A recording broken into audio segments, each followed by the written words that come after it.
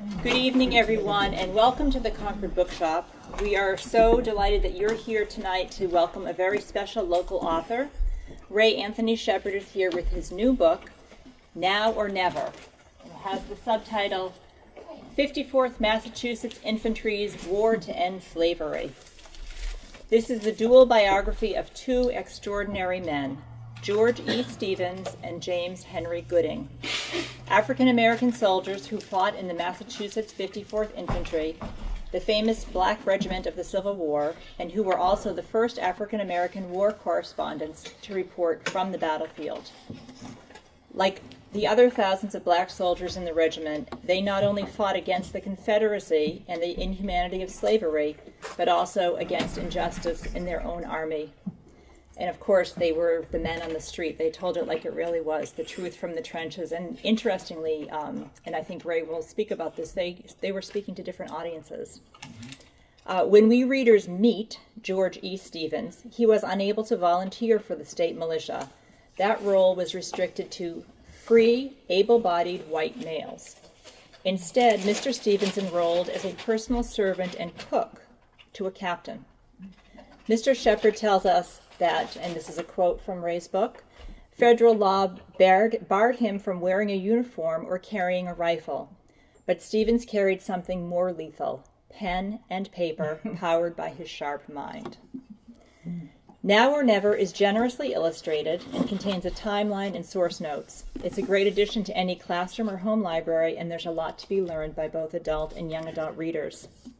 The book garnered a coveted starred review from Kirkus Reviews, which is a publication that booksellers and librarians and heavy readers rely on. The Kirkus Review said, "The individual voices of the soldiers are in the forefront with their similarities and distinctions. This is a powerful use of primary resources, one that illuminates the lives of its subjects but never gets in the way of their remarkable stories. Absolutely stellar," which is a phenomenal, yeah, 3 cheers for that.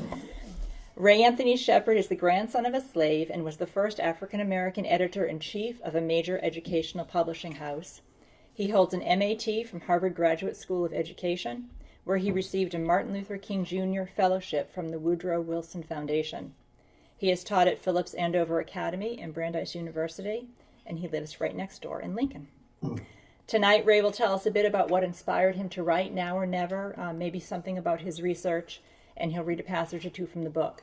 We'll then break to have some questions and answers with the audience before he signs books for you. With that, please help me give Ray Anthony Shepard a hearty welcome.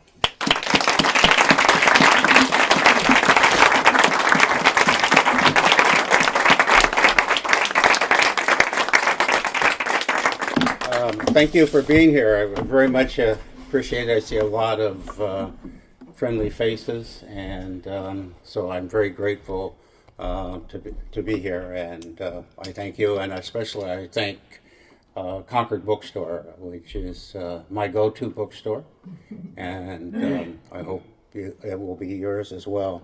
I just had cataract surgery, so if I keep reaching for glasses that are not there, it's because I can't see. So anyway, what I'd like to do, I begin by talking, answering 2 questions that I think every biographer asks themselves as they sit down to the computer or the desk or take out a pen and paper.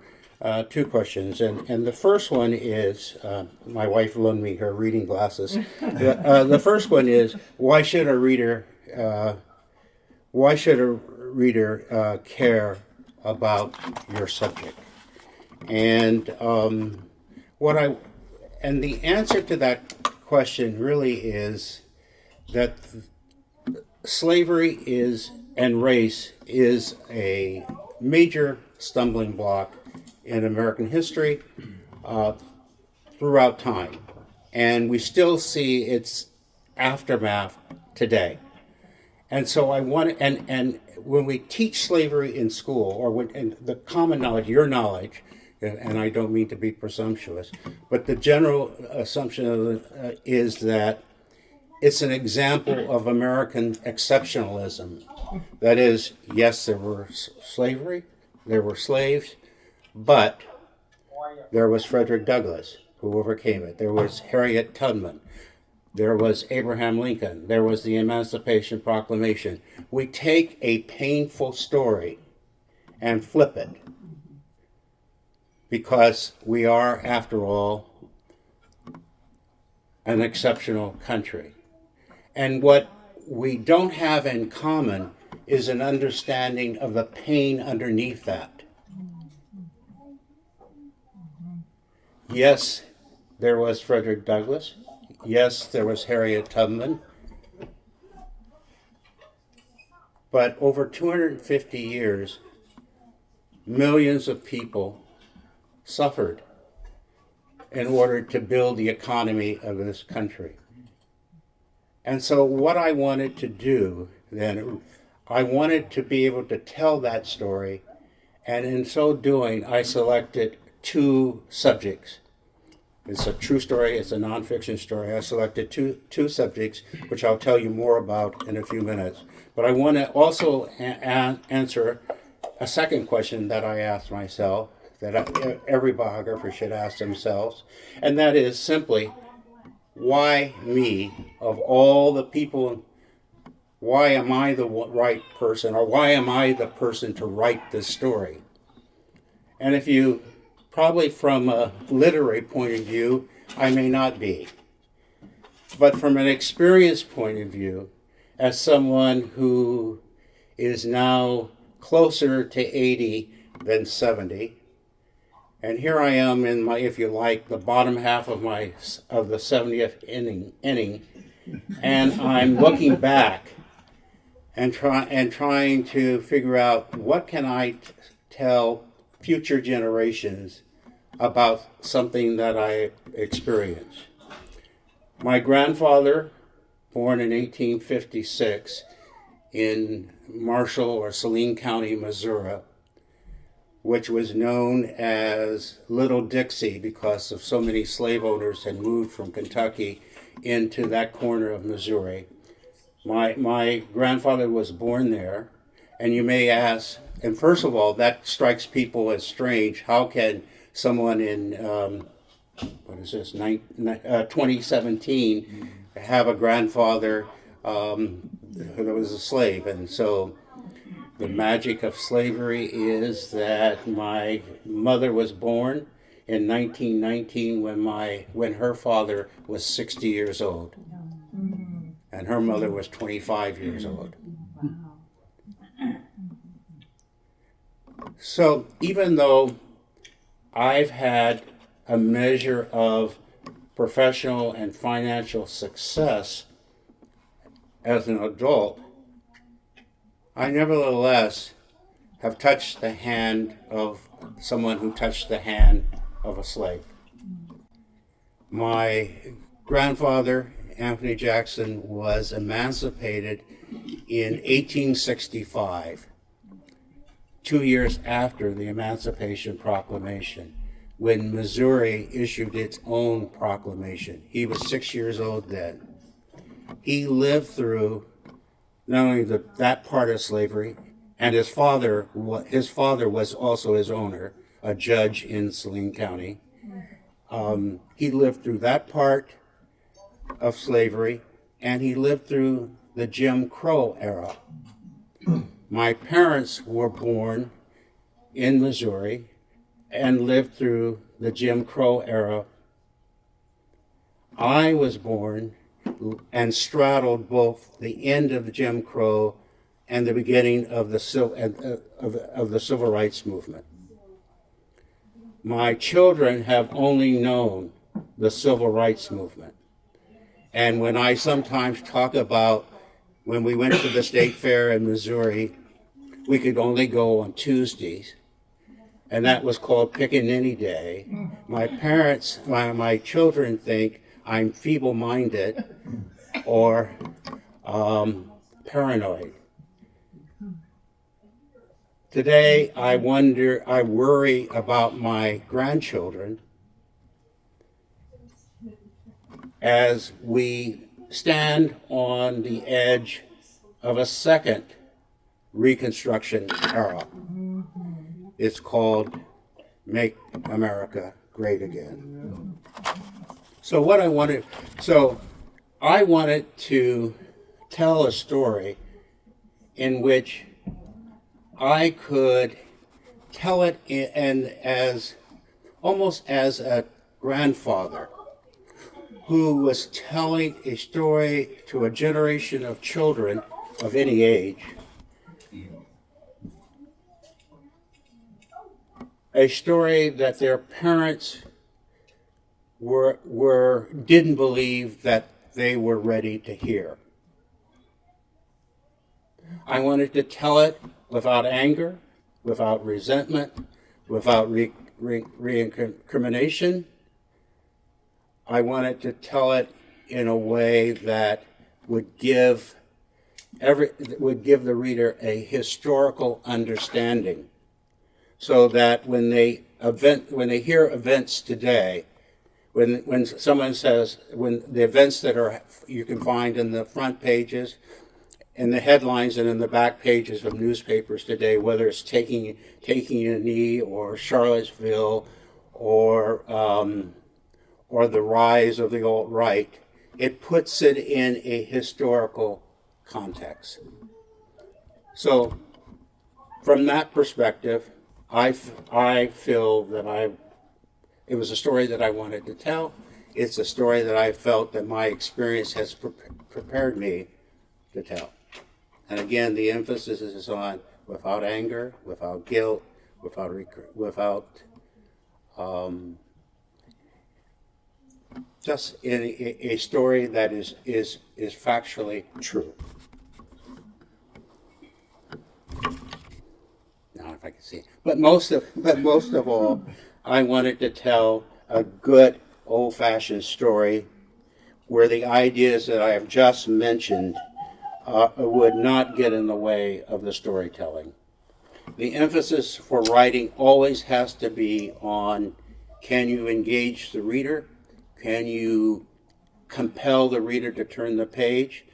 There are times when I'm sure that I didn't meet that standard, but that's the goal in which I try to tell this story. And there's two things that I want you to remember about this book. One is that the letting go of slavery was very difficult for the country. And look at it this way. Let me give you a really short history. And my wife will start telling me I'm going, I've gone down a rabbit hole. But 1619, 19 Africans arrive in Williamsburg, Virginia, and are sold or exchanged for food. 1776, there are 20% of the American population are black. And every colony, every state, there are 13 states, have slavery. It is not a southern phenomenon. As you know, there were slaves here in Concord. And Jefferson described it best when he wrote, and again, if I can read it,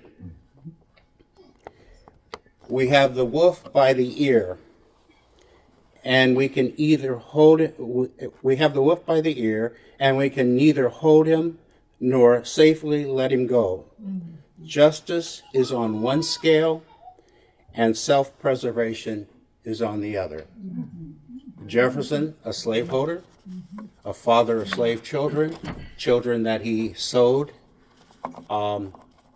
described it in those terms. And that's a problem that stayed from the beginning, from 1796, from the beginning of the country, or from 1619, depending on where you want to date the beginning, up until 1861, when there is a conflict. Because in 1820, the Compromise of 1820, there's an agreement that slavery will be restricted to a certain area. It comes down by 1850, 1860. Slave owners want the right to move, claim they have the right to move their properties into the new states, new territories that are being developed. Abraham Lincoln rises up, comes back out of retirement, gets elected in 1860, in November of 1860, and by Christmas of 1860, before he's inaugurated, South Carolina succeeds. And what is critical here is to understand that the ending of slavery, I'm talking about how difficult it is was to let it go. The difficulty of slavery was that it was an unintended consequence of the Civil War. In April of 1861, not Abraham Lincoln, not only a handful of abolitionists were believed in emancipation, and certainly not in the Confederacy.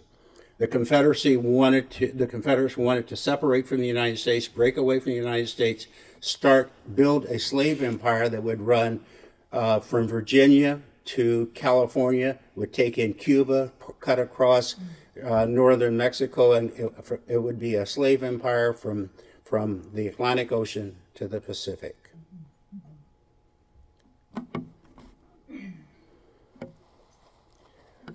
When the war broke out in 1861,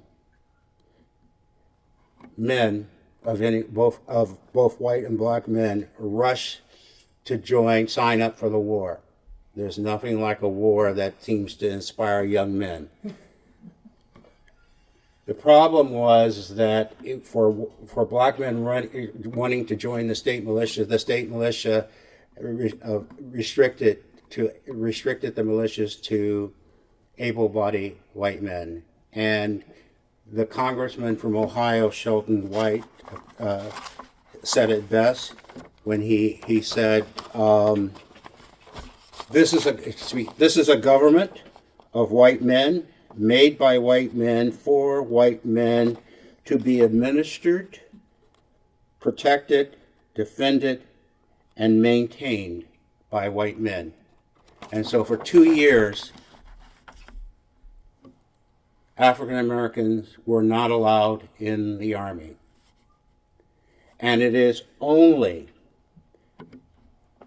when 100,000 northern white men are in their graves that there is enough public confidence to allow Lincoln to announce the Emancipation Proclamation. And I want to build on your understanding of the Emancipation Proclamation. We think of it as, this is when the slaves were free. A war measure, or today we would call it an executive order. And of course we know what can happen to executive orders. But the thing to remember most about the Emancipation Proclamation, and something that is not taught, is that it called for the enlistment of African Americans. It gave the Union a manpower advantage. Eventually, 180,000 African Americans in 167 different regiments would fight the Confederates. It tipped the scale. It gave the Union a resource that the Confederates could not use. Even though they had more African Americans, they could not arm slaves.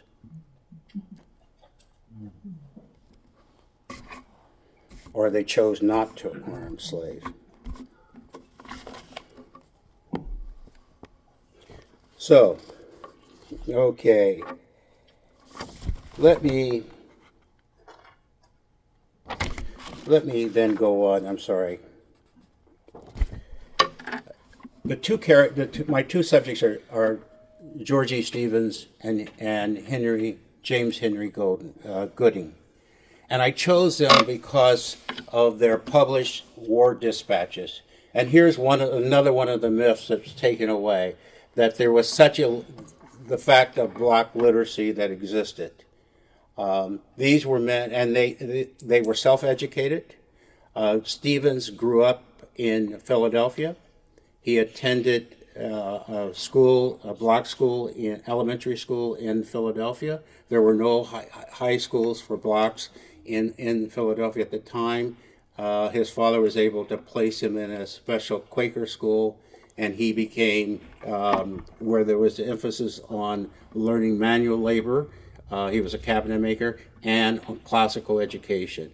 And he became, as you know, you've heard, he became a writer for the African Angle newspaper that was published out of New York. And he went to war, and as Don said at the beginning, when the war broke out and people ran to enlist, and he was told he couldn't enlist, he volunteered. He volunteered or had hired out as a cook, and 1 week later, after the beginning of the Civil War, he was marching with the regiment through Washington, D.C., down to Maryland as a cook.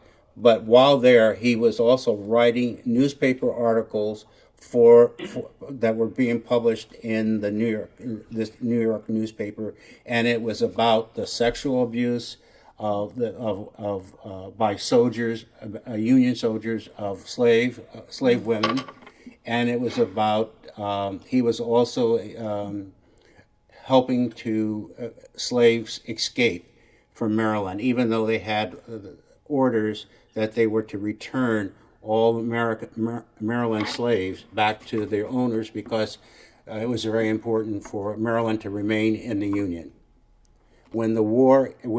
After the Emancipation Proclamation was signed, he left Maryland, went back to Philadelphia, recruited for the 54th, and on April 30th, 1863, came to Boston, and he had to travel, and in the book I describe how he had to travel.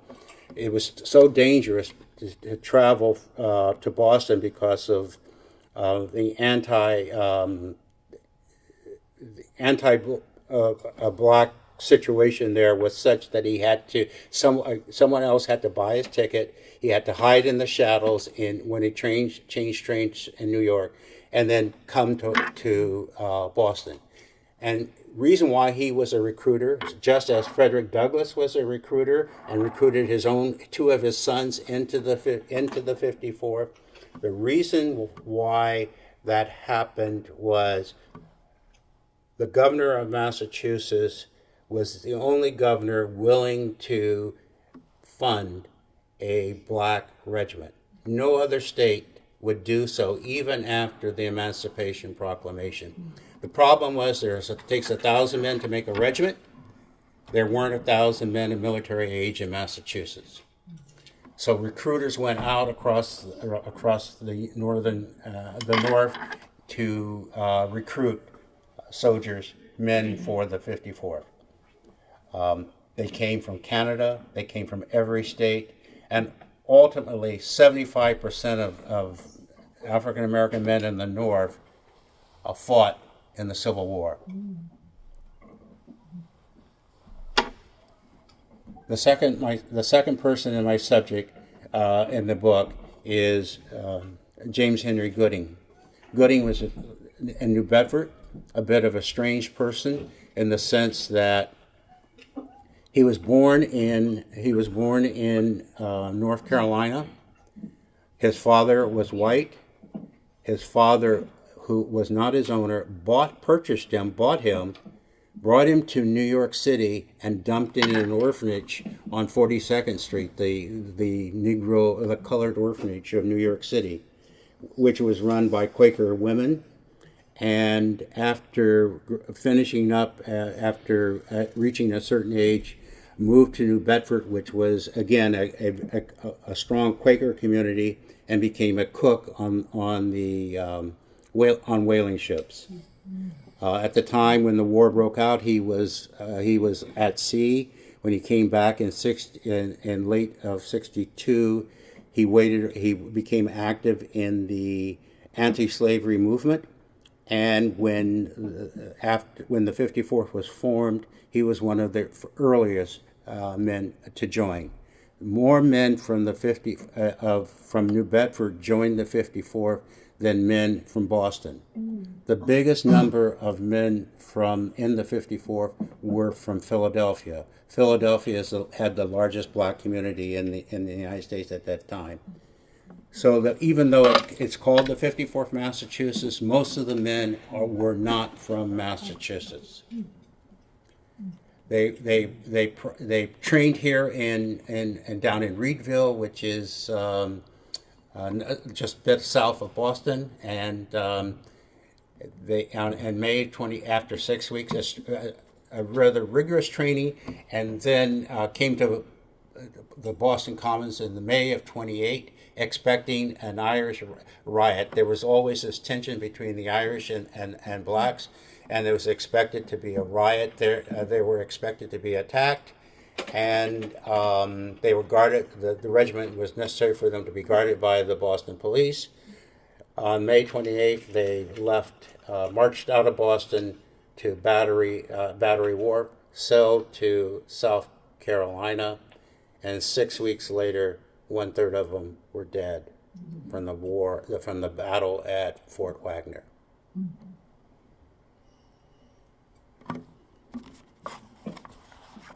Let me I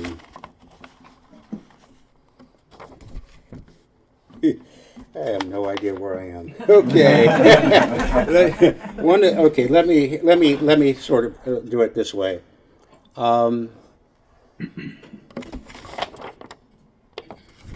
What did they experience? They actually fought 2 wars. Okay, they fought the Confederates. On the same day, on January 1st, when Lincoln's Emancipation Proclamation was finally released, there was a Jefferson Davis proclamation printed in all northern newspapers, and it read simply, "Negroes found in arms will be hanged." So they joined, knowing that there was a possibility that they would be executed. And if I can find a line here, this is what Gooding tells his readers in New Bedford. After reading the Jefferson Davis's threat, it was more than a threat. It actually held true. There is not a man in the regiment who does not appreciate the difficulties, the dangers, and maybe the ignoble death that awaits him if captured by the foe, and they will die upon the field rather than be hanged like a dog. They were fighting the Confederates. They were also fighting the Union Army. It had to be a segregated regiment. There could only be white officers. It was too radical of an idea to have black officers. No white soldier would salute or respect or follow an order issued by a black officer. There was a movement to give them pikes or spears rather than rifles, because of the belief that because of the lack of intelligence, they wouldn't be able to handle the rifles, and they were better equipped if they carried pikes. There was a movement to give them different colored uniforms, particularly red pants, because it would go better, harmonize better with their skin coloring. They were promised, and you'll see on the back of the book, and you'll see the ads and the recruitment ads. They were promised $13 a month, the same pay as white soldiers. When they were in South Carolina, after they got off the boat, they were told, "Oops, you're going to be paid $10 a month, and you have to give $3 of that back to pay for your uniforms." They would be paid $7. Regardless of rank. Sergeants were paid white sergeants $18, black sergeants $7. White privates $13, black privates $7. So that's what they fought. And they went without, for 18 months, they went without pay in protest. Their families back home were desperate for money. They were kicked out of their where they lived. They had to depend on churches and other community organizations for support. But for 18 months, they fought and died without pay.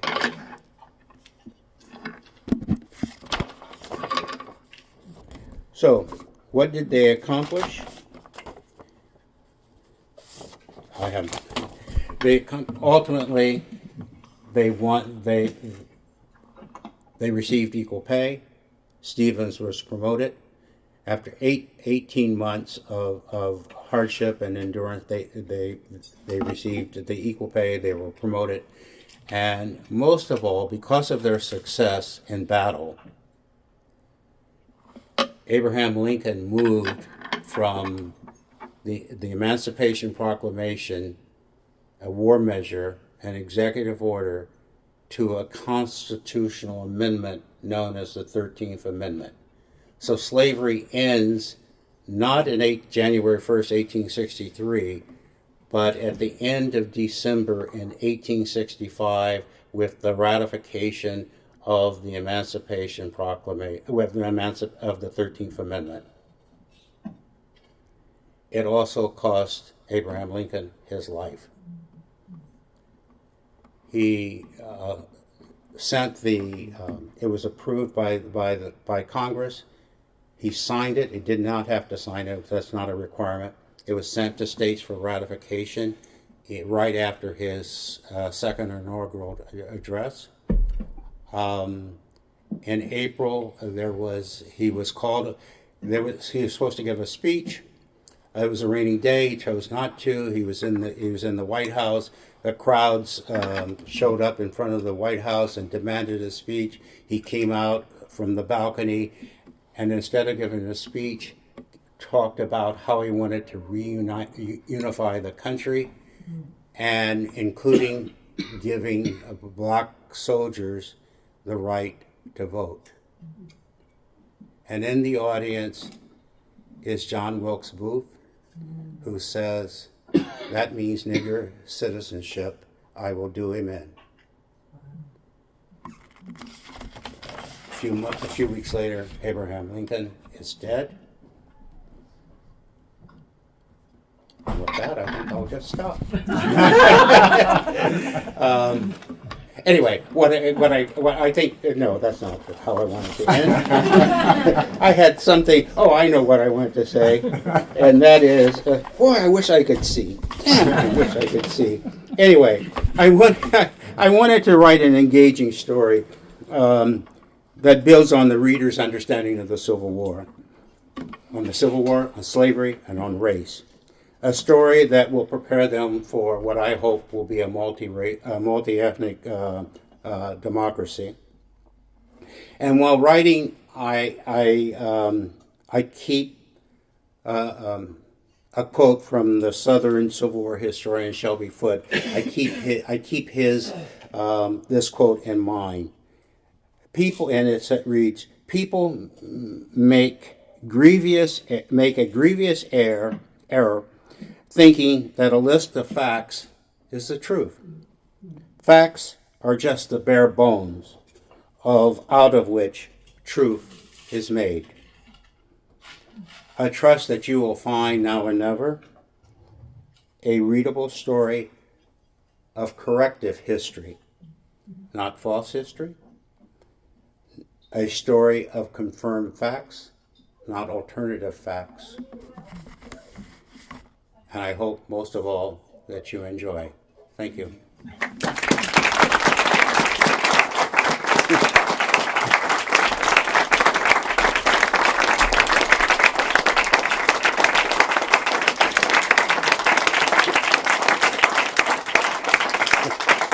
You can tell I have friends in the audience. I'm sorry.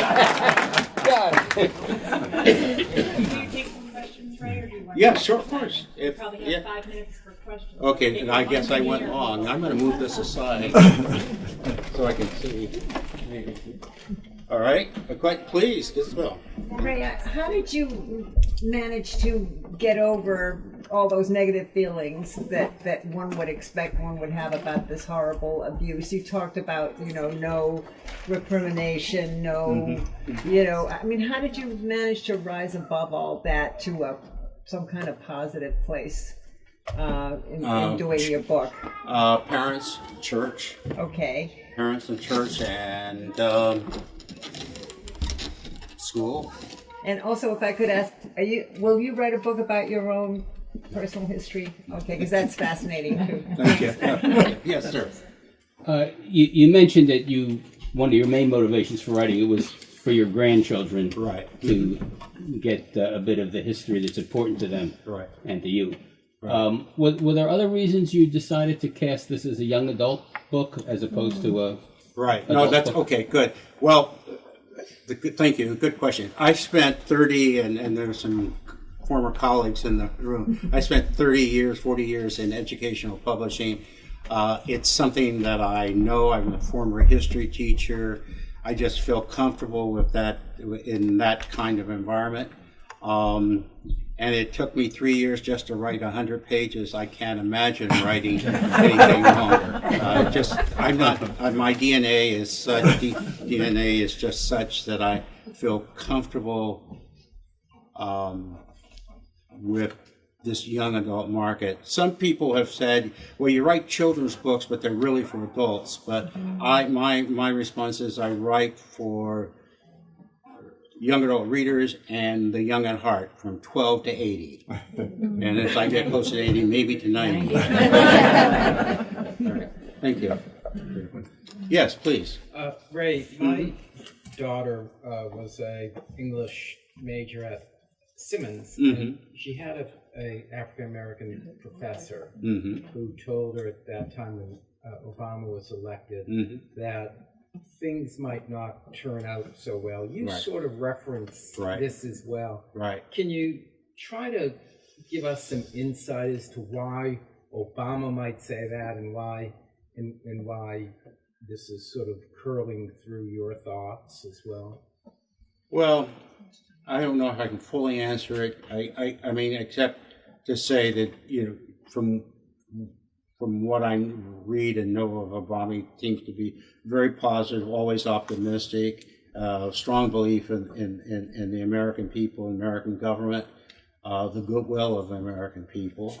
And I think that sort of black anxiety, if you like, and perhaps white progressive anxiety, is this sense, this hope that we had in 2004 that we're moving on, and now we're stumbling, or we've been slapped back, and so I think that's a general anxiety that's in the environment. But I'm going to remain on the positive side. This is, you stumble, but the African proverb says we stumble forward. So that's my hope. Yes, please. Are you working on the new book? Yes, I'm beginning to research something on John Brown and the African American men who were with John Brown. And this summer I finished a small book on George Washington. And George Washington, the first president to have slaves in the White House. Thank you. Yes, please. Where did you find the archive? I'm sorry? The newspaper archive. Okay, it's based on, again, I write nonfiction, I write biographies. This is a dual biography. It's based on the actual published letters of the two subjects. Gooding wrote for the New Bedford Mercury, which was a abolitionist newspaper. His audience was more white than black in New Bedford. Stevens wrote for the Anglo-African, a black newspaper. His audience was basically black. Thanks to the work of scholars, both at Harvard and at UMass. Those letters have been transcribed, and I have all of their letters are. It's not just I have them; they're available in scholarly academic books. In addition, I used the history of the 54th, which was published by an officer who was with an E Company of the 54th, was published in 1888, called the Brave Black Regiment. So from those sources, as well as, and I didn't mention much about Robert Goldschall, but his letters are also published. His letters were personal to his family, to his wife. The letters from Stevens and Gooding were public letters in newspapers. So there's a lot of information available, and I was able to use it to build the story. Yes, please, Peggy. How does one decide what to leave out? I've started reading this, and it's just amazing, your focus. But it's such a sweeping story. Right. And it's not a history of the Civil War. Right, right. And I'm just amazed at you're staying with the story. Yes. And how do you do that and not go into rabbit holes? Well, I did. I did, because there's so much you want to tell, what I want to tell is what Stevens and Gooding would actually know. I made some exceptions, but I tried to stay true to that. I wanted to go when Frederick Douglass visits Abraham Lincoln and says, "Why aren't the guys being paid?" And Lincoln says, "It's the best I could do, and you'll just have to bear with it." But since my characters weren't there, I didn't bring it into the story. I wanted to end it in a different way, but I couldn't prove that Stevens was there, and that there was a northern race riot in Charleston between the Union troops, but I couldn't prove that Stevens participated. I know he did, but I couldn't prove it. Yeah. And after that, Grant pulls the all-black northern troops out of the South. And post-Reconstruction, the black codes come in. And that sort of gave it a downer, and I didn't want. Okay, thank you. Thank you. All right.